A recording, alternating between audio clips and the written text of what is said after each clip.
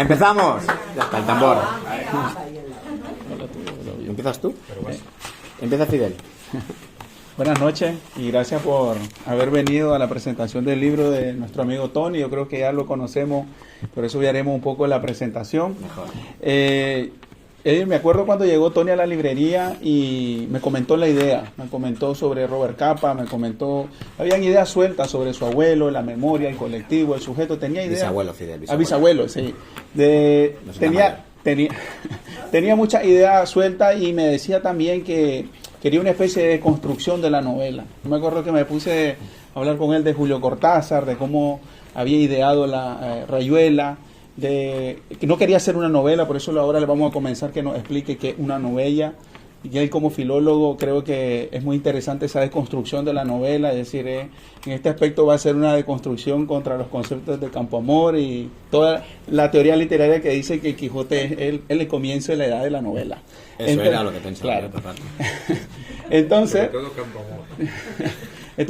contanos, Tony, ¿por qué quería romper los géneros? ¿Qué te llevaba a romper los géneros? Hablarnos como el filólogo que sos. ¿Por qué querías escribir esa novela? Bueno, gracias a todos y a todas por venir.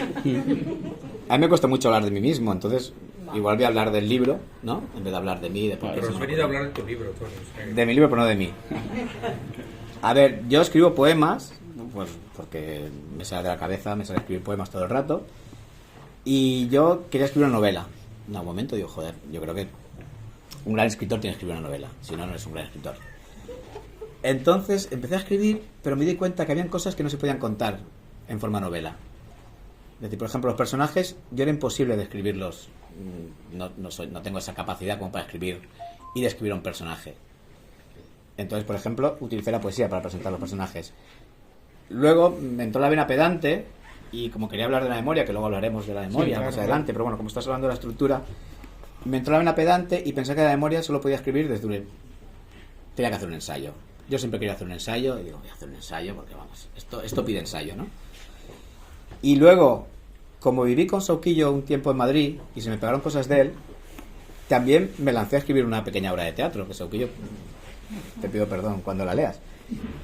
Entonces la novela realmente es una novela, pero es una novella, que es una mezcla de géneros, ¿no? Y lo que hace efectivamente es mezclar los géneros. Yo creo que cada vez ella iba pidiendo lo que tocaba. Tocaba un ensayo, tocaba un artículo periodístico, tocaba una descripción, un monólogo interior, tocaba poemas, tocaba pues la pequeña obra de teatro, porque la única forma de explicar lo que quería explicar ahí era con una obra de teatro. El personaje de tu bisabuelo, ¿cómo llega a él? Es decir, ¿cómo llegas también al título? Porque yo creo que hablar del camino de la memoria es tener muy presente al personaje del libro. Llega a él de sorpresa, llega a él por las oídas de la infancia, como ese recuerdo que escuchaste en casa, o llega a él porque querés hacer una racionalidad de tu familia. Pues mira, en mi familia siempre se ha pensado que mi familia era de derechas. De hecho, hay una rama de la familia que es nacional católica, por decirlo de alguna manera, que es precisamente la de este hombre. Entonces yo una visita que fue a Córdoba, al pueblo de mi abuela, de mi madre, una visita que tuve en Castro del Río, que es el pueblo de ellos, estaba investigando sobre la Guerra Civil Española, no sé, estaba leyendo, y de repente en un libro de la Guerra Civil Española nombran a mi bisabuelo, y lo nombran como fundador de la AIT, en la Asociación Internacional de Trabajadores, en Castro del Río. Entonces, claro, yo voy a mi casa y le digo, oiga, que este señor era un poco de izquierdas y tal. Y no, o sea, mi abuela, que era su hija, aseguraba que su padre siempre era un señor de derechas, que él trabajaba de escribiente en el ayuntamiento, que efectivamente trabajaba de escribiente en el ayuntamiento, escribió una historia de su pueblo, de Castro del Río, pero tenía una vida oculta, que yo novelo e imagino en este libro, que era pues el movimiento anarquista en la Córdoba de finales del siglo XIX. Llegamos al movimiento anarquista y hay quienes dicen que en esa reunión que vos narras muy bien, porque una cosa el Congreso de Córdoba, en la reunión de Córdoba del 73 se reunieron hasta 45.000 personas según Ansel Berge en el corto verano de la anarquía, donde narra la biografía de Durruti. Todos los caminos de la anarquía a nivel europeo siempre miran a España, porque está claro que España, por así decirlo, aglutinó todas esas diferentes visiones colectivistas, sindicalistas, anarcoindividualistas que tenía el anarquismo. ¿Qué ¿qué pensás cuando llegás a tu abuelo y tenés que... Bisabuelo. a tu bisabuelo y Es que tenés me hace que... muy mayor. Si me dices sí. mi abuelo, me hace mayor. Es el abuelo de mi madre. Cuando llegas a tu bisabuelo y tenés que lidiar, no solamente con el ensayo sobre lo que es la memoria, tenés que lidiar con las pugnas internas Con que el hay anarquismo, claro, sobre la conceptualización del anarquismo. Era algo naciente, era algo nuevo, era gente que lo estaba haciendo desde la calle, desde el campo. Y sobre todo que es un anarquismo diferente al anarquismo que tenemos en el imaginario, ¿no? El anarquismo de Alcoy o de movimientos obreros, ¿no? Que nacen de ahí. Era un movimiento... Yo creo que no se sabía mucho del anarquismo entonces. El anarquismo, bueno, tú lo sabes mejor que yo, pero vino de Europa, así apareció de repente, claro. Y eran cuatro agricultores y jornaleros que trabajaban en Castro del Río que se apasionaron por el anarquismo. Y yo creo que no va más allá de eso. Que si yo creo que mi bisabuelo tenía un interés por las cosas nuevas que llegaban, como podía haber ido a las plazas en el 15M, por ejemplo, por decir algo, ¿no? Entonces llegó ahí el anarquismo y el tipo pues como que se entusiasmó por eso. Bueno, la crítica social y militante contra el principio de autoridad, eso es antiguo. Pero Sí. lo que me interesa es que cuando llegue el anarquismo, podríamos decir, y ya vamos aterrizando también al tema de tu memoria. ensayo sobre la memoria, porque, El yo miro, ensayo, sí. porque yo miro que citas muchos autores de filosofía, te interesa también la filosofía. Yo aviso, la filosofía son 7 páginas que se pueden saltar, ¿eh? O sea, no es obligatorio y no cambia nada la novela. Pero yo creo que es muy... O sea, muy- libros y las 7 páginas se pueden leer perfectamente, se pueden arrancar. Yo creo que es muy interesante el tema que hace sobre la cuestión de la memoria, porque aquí estamos haciendo memoria. Yo creo que es un tema, cuando analizo el libro, porque también pues quiero hablar un poco del libro para que también ellos pues tengan una visión de un primer lector, por así decirlo, porque yo leí también el borrador que vos hiciste. Y es más fácil que te hables del libro que hable yo del libro. A mí me Exactamente. cuesta muchísimo hablar ¿Cómo te del cuesta del hablar propio de vos libro? mismo? Claro. Porque el libro soy yo, de alguna manera. A mí me gusta ese trampantojo que haces de género, en primer lugar, porque yo creo que la memoria nunca es lineal, nunca es horizontal, nunca es ni siquiera, es una cuestión que se habló muchísimo, hubo una discusión en los años 20, 30, cuando sale Ser y Tiempo de Heidegger, comienzan a tomarse el libro 9 de las Confesiones de San Agustín, que todo el tema del tiempo comienza a refundarse. De hecho, pues ya se comienza a hablar de una nueva ontología, una nueva filosofía y tal. Por eso, cuando citas los clásicos, a mí me interesa porque es como volver a tener unas bases de lo que viene. Porque claro, en el momento actual en el que estábamos con una Europa amenazada, con esos grandes bloques, que me hace sentir, hoy lo hablábamos perfectamente, me hace sentir como que estoy de nuevo en América Latina, en Nicaragua, donde prácticamente desde pequeños hemos nacido con esa amenaza. Teníamos como esa culpa ontológica que decían sobre los libros de Kafka, el castillo, el proceso, tal. Tenemos como nacemos ya siendo culpables de estar en el territorio en el que estamos. También lo pueden decir los palestinos, los ucranianos, los nicaragüenses, y todo en un determinado momento. Ya También lo europeos. pueden decir, claro. Entonces, en esa tesitura te ayudó a vos como persona, como escritor, quiero que hable un poco de vos mismo, como escritor, Pero poco, tampoco. un poquito, volver a esos clásicos. Es decir, no sé si tuviste esas lecturas en la universidad, en la escuela, ¿en qué te ayudó? Las tuve en el instituto, luego las tuve de manera libre, fuera del instituto, ya te interesa la filosofía. Y es un poco reivindicar la filosofía, ¿no? Que ha estado tan apartada, ¿no? Claro. Y que nos enseña Optativa. muchas cosas. ¿Qué pasa optativa? Que pasa optativa. Y que es muy difícil realmente la filosofía, es un peñazo, o sea, tampoco es algo... Es un peñazo, pero bueno, es muy interesante también entrar ahí. Y hay clásicos a los que se pueden visitar, y Aristóteles, Platón, pues se puede visitar sin miedo, ¿eh? Y yo los he visitado sin miedo y he aprendido muchísimo sobre la memoria y sobre ellos.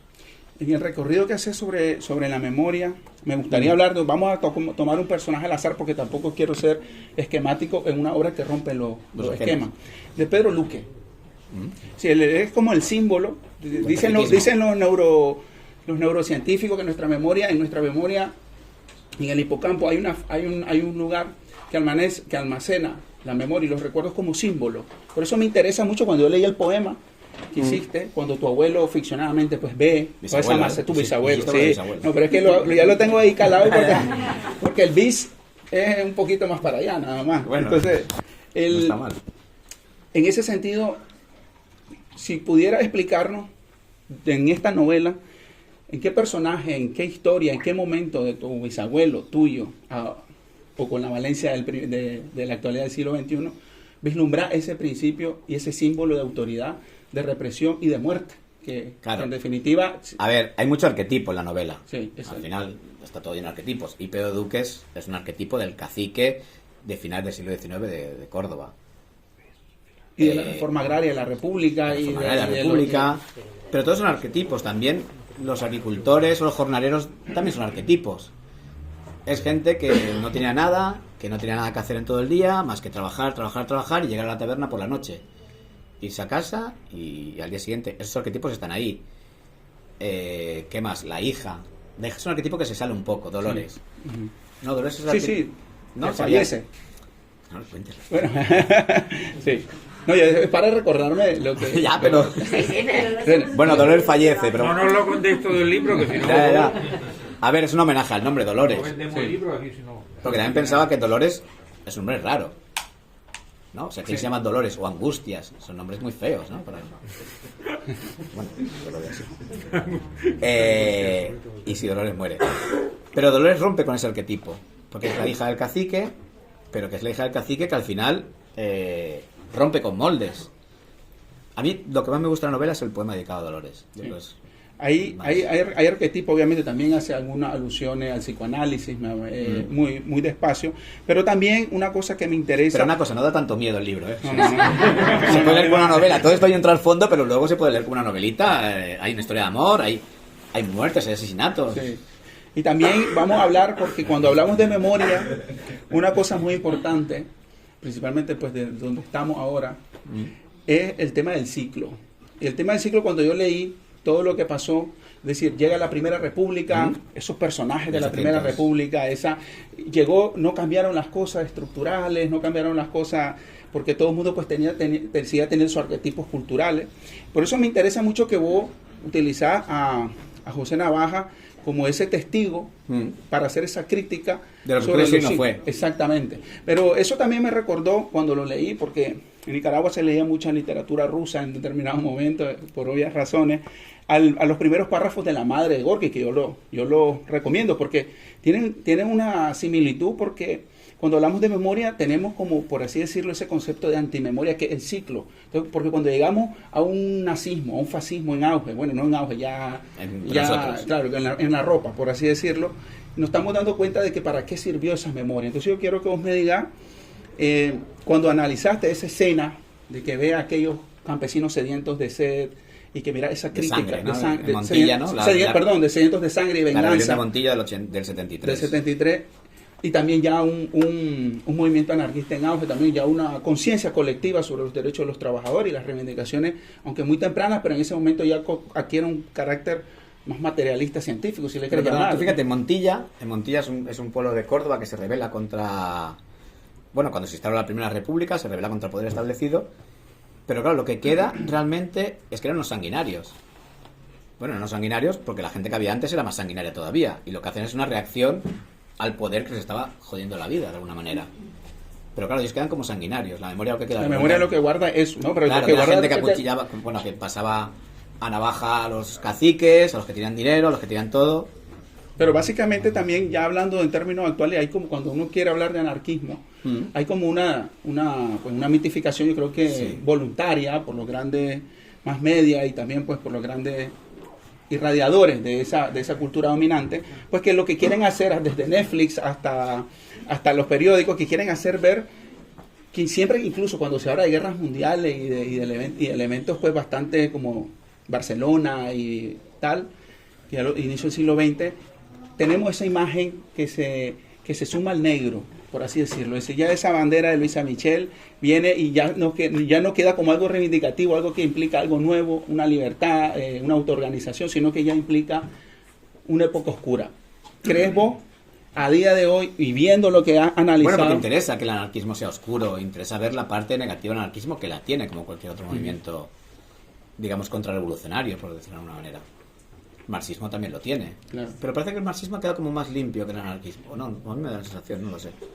Bueno, ahora ya no, igual ya ahora como todo es comunismo, también es cierto que... Bueno, al final tenías la idea de hablar de los fotógrafos y terminaste el libro con los fotógrafos. ¿Qué pasó con esa idea inicial y cuál fue Tenía la idea de los esa fotógrafos idea final? Sí. y de Gerda Taro. Sí. Es decir, porque pasa Capa como el gran Robert Claro. Capa, que es el que hace las fotos, Y parece ser que la famosa foto, bueno, porque la historia, bueno, en el libro se cuenta también un poco la base del siglo XXI del libro, es que hay un periodista, que soy yo, que va a hacer un reportaje para una revista alemana, que pagan muy bien los alemanes, de viajes, y va a hablar de la fotografía de la muerte de un miliciano.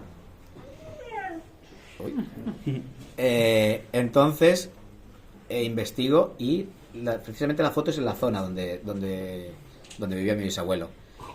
Y parece ser que la foto las hacía ella. También hay una reivindicación de la figura de Gerard en corta, de la figura de Robert Capa, que era el macho dominante que pasó a la historia. Vamos, Sí. es decir, la foto las hacían los dos, pero había un nombre de un hombre, el nombre de Robert Capa. Exacto. Ahí en esa voy a hacer un análisis y un resumen muy corto sobre la historia de esa fotografía que realmente estuvo perdida pues durante un tiempo. Y a veces la memoria y los símbolos están es parte de perdidos la memoria durante también. mucho tiempo, y por eso quiero llegar a donde ahora quiero llegar, que son los lugares de memoria. Bueno, ahora mismo esta floristería se convierte en un lugar de memoria. ¿Qué opinión tenés vos, habiendo todo el recorrido y esa experiencia? Porque al final ya esto ya es una experiencia, ya está escrito, no está hablando de vos mismo, no puedes reescribir si querés este libro, pero esos lugares de memoria, porque también hablaba de la librería Monos de San Telmo. ¿Y qué pasa? Que es la suya. Que no es publicidad, es decir, porque aparece en el libro. O sea, entonces, me gustaría saber de qué manera colectiviza la memoria, de qué manera ayuda a cultivar la memoria estos lugares de memoria como una librería, pero que también puede ser Una floristería. una floristería. A ver, los barrios están empezando a perder memoria, eso es obvio, ¿no? Cuando el barrio como Ruzafa, con lo que era Ruzafa, los que conocemos Ruzafa y los que hemos vivido aquí, sabemos que Ruzafa era un sitio de memoria, es decir, todos los locales tienen memoria. Ahora dudo mucho que cualquier local que vemos de alquiler de bicicletas tenga ninguna memoria de la calle Cuba. Pero en cambio el horno de la calle Cuba tiene mucha memoria, por ejemplo. El horno de la calle Puerto Rico. El otro día hablaba con gente que aquí había, en 4 calles habían 5 hornos. Claro, eran lugares de memoria. Ahora son B&Bs y alquileres de bicicletas, únicamente. Pues, Y por eso yo creo que es importante, y me gustaría que contases un poco lo que hemos hablado muchísimas veces, ¿no? El documental ese profundo que tenemos pendiente de lo que es la memoria para lo que está haciendo Monos de San Telmo, que es su librería, con la memoria de Valencia. O sea, Pues- si hay algo que esté manteniendo la memoria de Valencia, curiosamente, es la librería de un nicaragüense. pues, en ese, No, porque bueno, todos te acercan a ti y te entregan, en su librería tenéis, vamos, información de... en la librería pues ha llegado personas que incluso han redactado libros sobre Valencia, hacen libros sobre efímera, papeles. Yo creo que una cosa Pero en tu librería, perdona, tenías hasta carnets de conductores de la MT, ¿te acuerdas? claro. Y ahora tengo el libro que hicieron. Imagínate, de estos que estaban en papel, de un conductor de la MT, eso lo tiene él. Y ahora tengo el libro que hicieron, que lo encontré en el mercado Valvanera, que precisamente Valvanera Revíscula es uno de los proyectos que nosotros estamos bastante interesados en rescatar, porque pues, el típico caso de lo que vos contaste en la calle Cuba, pues está pasando ahí, pero ahí con una cuestión bastante directa. Y ahí es donde quiero llegar con el tema de la librería. Tenemos un modelo de negocio de grandes plataformas que quizás aquí no se ve tanto como en otros países como Estados Unidos, pero que en Centroamérica ha llegado ya igual y con la mayor agresividad, pues, y ahí se destruye algo que desde los tianguis, los mercados locales, los productores locales, pues lo está destruyendo mucho. Pero aquí se ve eso en el mercado de la Valvanera. Cuando yo llego al mercado de la Valvanera, ya tenemos la librería hace algunos años, y me doy cuenta de que es un sitio pues abandonado, pero que tiene y respira esa memoria, porque ese mismo arquitecto ahí que hizo los chalecitos, los proyectos de la previsora, No sé que si está está en en la el calle mercado de Carteros, Valvanera, está en Lord de Senabre, en la zona Espatrais, ¿no? sí, es para atrás, la Rayosa. Sí. Jesús. Sí. Bueno, Bueno, la rayosa. Sí. Entonces, microguerras así de entre barrios, perdón. yo estaba casado con una persona de origen rumano y comenzamos a tener amistades en el barrio, habían en la zona de San Vicente. Esas personas se hicieron muy amigas de nosotros. Romanos, te refieres. Rumanos, generalmente gitanos. Ahora empiezo la entrevista, que está más, estoy más cómodo. No, pero no me voy a tardar mucho. Entonces, empezamos a trabajar con esta gente. Allá había una obra de Demetrio Rives y se comienzan a sacar libros de Demetrio Rives, que es el Neomudéjar, tal. Entonces, y comienzan a llegar papeles. Una de las primeras compras que hicimos a nivel macro, por así decirlo, fue un piso entero en la Finca Roja, que perteneció Sí. a Me acuerdo ese. unas maestras republicanas, que después una de ellas falleció, pero que dejaron un archivo fotográfico, un archivo en papel, que nosotros hemos hablado en podcast en el podcast de la página de Instagram. Y me llamó mucho la atención porque había una persona que había guardado eso. Y cuando yo llego era trasladarte a los años 40 con una cámara de esas, simplemente. Todo lo demás era una experiencia inmersiva.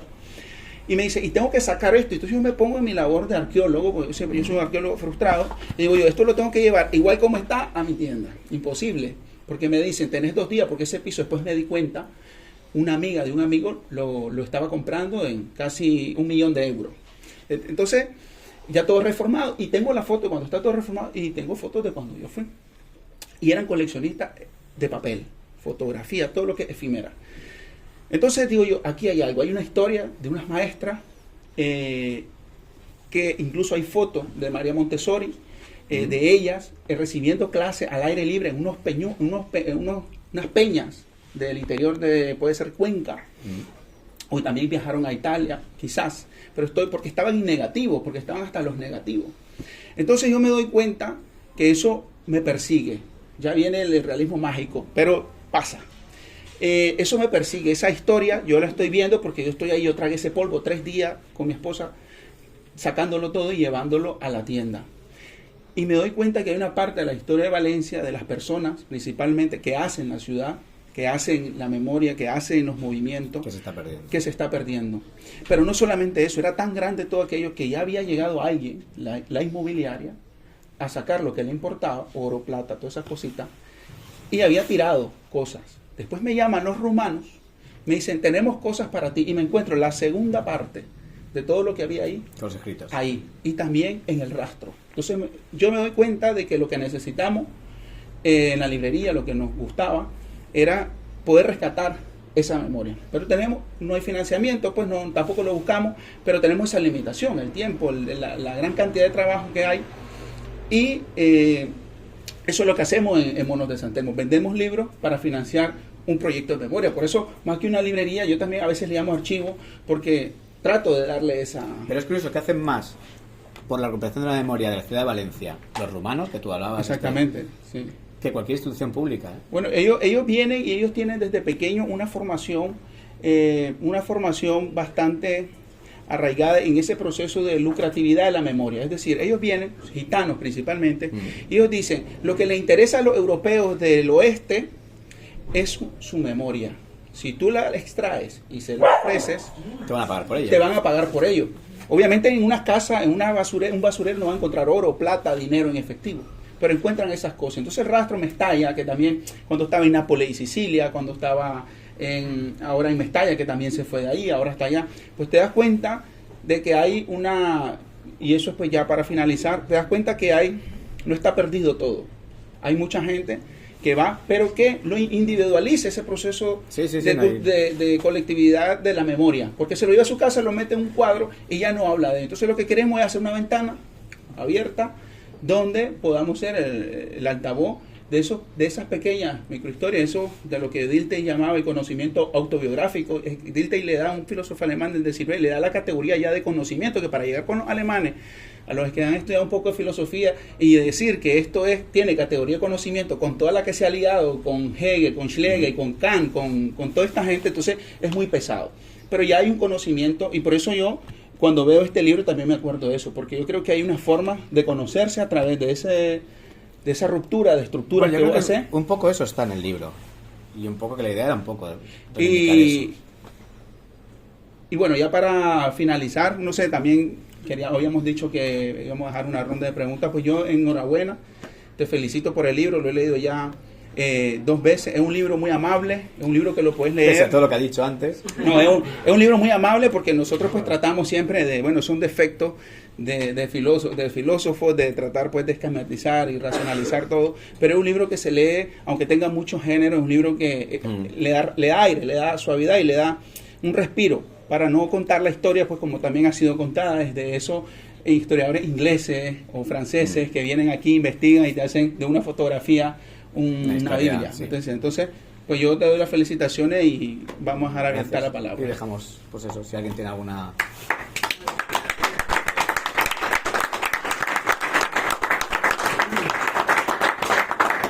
Me ha mareado un poco, ¿eh? Yo Josep, ya tenías preguntas. No, yo tenía una curiosidad porque habéis hablado del año 73, pues estabas hablando del 873, 1873, sí, de final del siglo cuando XIX. empezaba el anarquismo y Claro, España... la Primera República, el Congreso de Córdoba, que es el primer congreso anarquista que en Europa. 1873. Sí, 1800, lo que pasa, la primera internacional, por así decirlo, tiene una 1871. Lo Sí, que pasa que hay ahí una decisión. el Congreso de Lausanne, de Val, en el norte principalmente, Sí, pero que la primera reunión de anarquistas realmente fuertes sí, en Córdoba. claro. Pues muy interesante, ¿no? En Córdoba que se convirtió... Ya, pues 50.000 personas, dijiste. Casi 45.000 personas 45.000 personas. estaban presentes ahí en ese momento.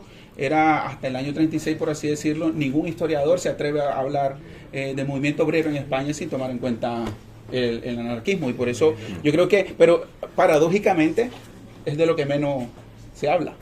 Sí, claro, me interesa. Se habla de Marx, de comunismo, o de la socialdemocracia alemana, porque claro, la transición, las maletas de dinero, lo que sea. El marxismo pero- queda muy mal en el libro, ¿eh? Pero bueno, es lo que toca, ¿no? ¿Marxismo-leninismo o el El marxismo. Es decir, si el libro apuesta por la Primera Internacional, apuesta Pero por, bueno, porque es al final por la la autorización. historia lo escriben los movimientos hegemónicos y el marxismo fue al final... Pero que habían pugna, imagínate, pugna a tal nivel de que Marx convoca un congreso en Inglaterra, si no me equivoco, al que Kropotkin no puede ir porque todos los países a los que Bakunin no puede ir porque todos los países a los que tiene orden de detención. Sí, no. Entonces, claro, Sí, lo de Rajón y Pablo Iglesias tampoco está inventado de ahora, quiero decir, viene de aquella época. Vista Alegre, ¿no? Vista Alegre 2 viene de ahí. Bueno.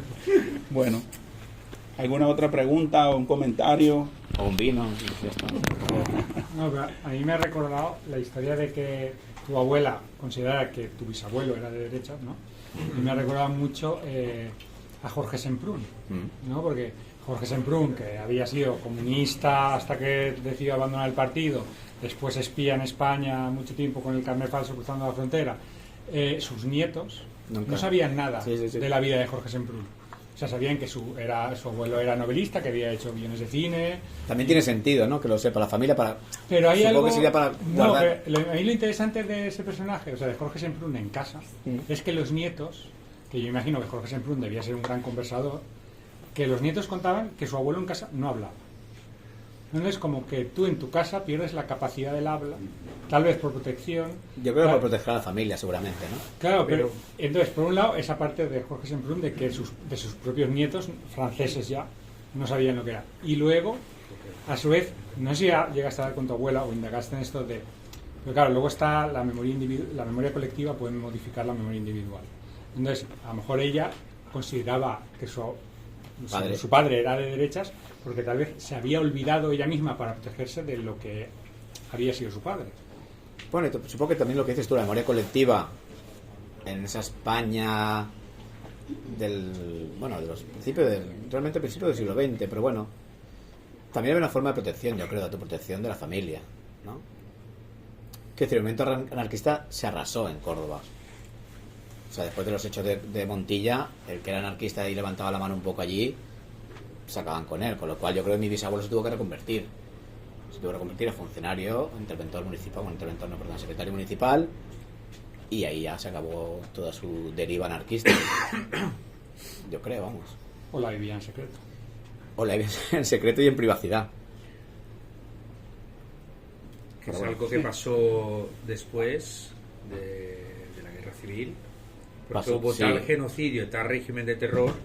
Eso pasó que muchísimo después de la guerra muchísima civil, gente, claro, lo olvidó, lo quiso olvidar, lo quiso esconder por miedo a represalias y todo. Personales y No es familiares. que no sabían, luego 30 o 40 años después han recuperado la memoria de aquellos combatientes o personas normales pero que habían sido represaliados, ¿no? Y también no podemos considerar que sea un poco olvidadizo el hecho de que los ideólogos de los movimientos, por así decirlo, contrarrevolucionarios, en el caso de Franco, nosotros tenemos en esa misma casa, encontré dos documentos súper interesantes que están guardados juntos. La Finca Roja, dices. De la Finca Roja, que es la Semana Pedagógica Conquense. Es un libro muy raro porque no lo he buscado, no lo he encontrado casi en ningún sitio, pero parece que solo se le dio a las maestras que asistieron a esa Semana Pedagógica allá por el año 33, donde estaba Llopis, Saranda, bueno, el ministro de Instrucción Pública y tal. Y tal como se encontraron las cosas, porque quiero darle como una forma a eso que estáis diciendo, porque es muy importante, ella guardó ese libro, pero también guardó una esquela el día 4 de julio en donde Franco, en Valencia, hacía un llamado a los maestros, porque Franco no hay que olvidar que él tiene claro que los maestros, por eso había que pasar el proceso de reconversión, son los verdaderos desmanteladores de la España roja, porque él en el ámbito militar pues como que estaba bastante confiado, pero la educación no la abandonó, es decir, entonces en ese sentido, no solamente un olvido involuntario o por el tiempo que se da de este tipo de teoría o de este tipo de personas, o que la viven en la intimidad y tal, sino que hay un aparato de Estado contra la memoria, es decir, un ministerio del olvido. Entonces, en ese sentido es que yo creo que para hacer un poco de reivindicación de este tipo de libros como el que voy a hacer, que es una obra que vos estás haciendo, creo que es muy importante tener en cuenta eso, porque es desmontar ahora en día, con democracia supuestamente, pues, y con todo esto, esos ministerios del olvido del pasado. Entonces ya ahí Orwell tendría para escribir unos 20 libros más. Bueno, ¿algún otro comentario, pregunta? Yo quería sacaros un poquito del tema biológico y tal, y centrarme un poquito en el concepto ese de novella, creo que habéis dicho. Novella. Sí, es como un neologismo que te has inventado para salirte un poco del canon narrativo, que nos profundizaras un poquito más en eso, cómo te ha servido eso y en qué consiste, porque pues si yo has creo... tenido que inventar esto, me recuerda un poco la Nivola de Unamuno, Sí, ¿no? sí. Un poco esa idea que en su época Pero yo creo que sirvió para salirse de todo eso. yo creo que surge de mi incapacidad para escribir.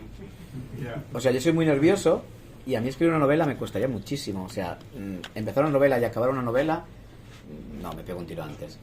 Entonces yo necesitaba buscar espacios, romper sí, donde atajos, coger atajos. claro, donde fuese más libre, que es pues un poema aquí, un pequeño ensayo que son, pues esto, las 7 paginitas estas infumables, pero que yo respiro un poco y luego dejo que la novela continúe.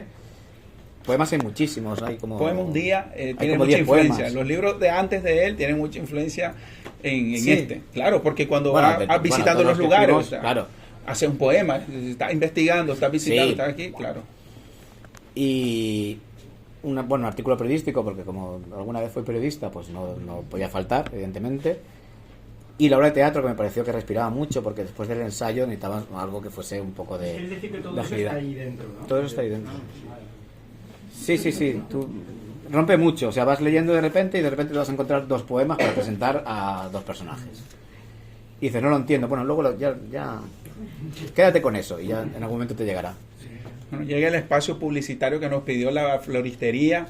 Pero no está él. Pero, no, igual. pero está. No es publicitario porque es una asociación de comercio de Ruzafa que venden esta bolsa a €1 y que todo lo recogido va íntegramente a afectar comercios afectados de la Dana, para que compren varios libros y los metan aquí. Bien visto. Entonces, Bien visto, Fidel. Autónomo a Ahí está fuerza. bien. No te he contestado, Santi, sí. Sí. Claro. Pero ese neologismo lo habéis Patentado. acuñado, no novella, no patentado, no Está en valenciano. neologisme, novella. Bueno, tiene su historia. Ahora no recuerdo Cuéntala, porque cuéntala. es que no tengo memoria. Deberíamos entrar y ver. Camina. A Unamuno lo criticaban porque lo que escribía él decían que no eran novelas, entonces él dijo, no, estos pues no son novelas, pues son nivolas. Sí, pero Unamuno porque era muy listo y podía hacer esas cosas. Yo no soy tan listo, yo soy incapaz. Entonces, lo mío nace de la incapacidad, no nace de la virtud. No, pero te sirve. O sea, nace de mi TDAH y de mi incapacidad. O sea, necesito... Entonces está como partida la novela en varias partes, ¿no? Hay como 10. O de tu creatividad. Hay como 10 partes de novela. No confundas términos. No, la creatividad no, es una cuestión de nerviosismo y de capacidad.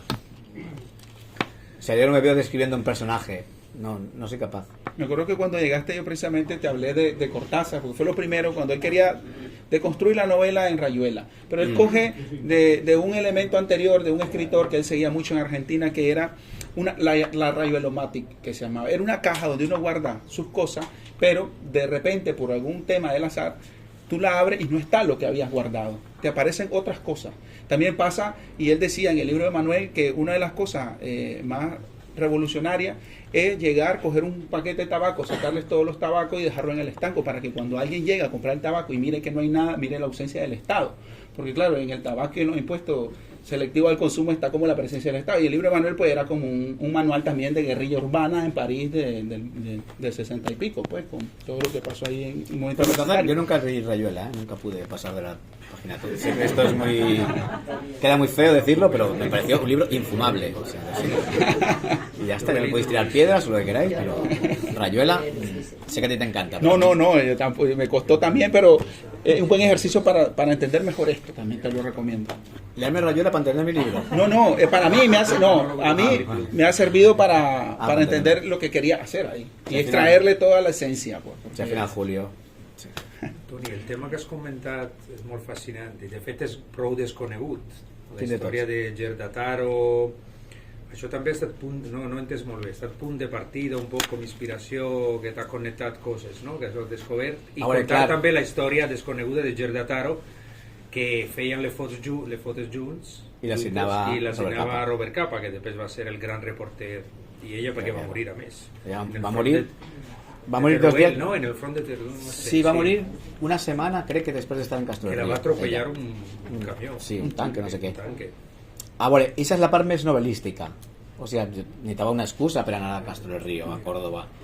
Y la excusa es que n'hi ha un... Jo com soc periodista, n'hi ha un alemany, Thilo Schaffer, que el coneixes, que m'encarrega fer un reportatge sobre això, ¿vale? I esa és l'excusa per anar allà. I quan vaig allà, començo a investigar i ahí ja trobo la història del meu besavi. I a partir d'ahí, diguem-ne que aquesta excusa de la fotografia, que també recorda la memòria, evidentment, està tot lligat, és la que lliga tot i la que li dona un sentit lineal un poc a la novella, per dir d'alguna manera, ¿no? Sí, porque inicia y termina con eso. Ahí claro. Siempre el hilo lo mantiene. Sí, que va a ser un poc el començament del que te va obrir la porta d'això después podemos hablar de contar una historia. Eso es. Si hay hay hilos ahí que es muy bonito. Esto me recuerda personalmente, ya como estamos en plan diálogo para terminar, de la historia de estos chalecos. Porque cuando él escribió este libro y me dice, léelo, yo inmediatamente le dije, no te enrolles mucho, pero es que es imposible leer. Y que no te enrollases tú. Sí, que leer este libro. Porque yo no me enrollo, o sea. Y digo yo, porque, claro, él hace un ensayo sobre la memoria y son temas muy bonitos desde Europa, vistos desde Europa. Pero ¿qué pasaba con lo que te decía, con los incas, con los nahuas de Nicaragua? Hay una cosa en la literatura colonial nicaragüense que se llama En tiempos del hilo azul, le llamamos. Porque es muy importante. Porque la memoria siempre está, pues ya demostrado que siempre va ligada a las emociones. Las emociones fuertes hacen que la memoria se guarde en un disco duro más grande, por así decirlo. ¿Y qué pasa con esa literatura? Los indígenas cuando les preguntaban, ellos decían el tiempo del hilo azul porque cuando llegan los primeros colonizadores, ellos ven que los indígenas tenían unos telares y con unos moluscos que solo crecen en la costa del Pacífico centroamericano, tintaban un hilo púrpura. Y entonces ellos llegaron y les gustaba, como la cochinilla de Velázquez y todos estos temas que se ven en el Prado. Pero, entonces eso les resultó traumático porque solo trabajaban para tintar y para hilar para la encomienda. Y entonces, claro, era el fruto de su trabajo que ellos se estaban llevando. Entonces, a eso le dieron un nombre de historia, es decir, de tiempo, de circunstancia y de todo eso. Es muy interesante, por eso, el tema de los hilos. Cuando me hablan de hilo histórico, de hilo, yo siempre me recuerdo, además de hilo de Ariadne y todo lo demás, que es muy eurocentrista, pues también hace ese tipo de cosas que hay que visitar. Mañana entra esto en el examen. El hilo púrpura de los incas. ¿Algo más o levantamos hasta allá? ¿Qué decís? Bueno, yo digo que quiero comprar la novela. Ah, bueno, sí, claro. Vale, pues. Bueno, pues muchas gracias por venir y tomemos vinos.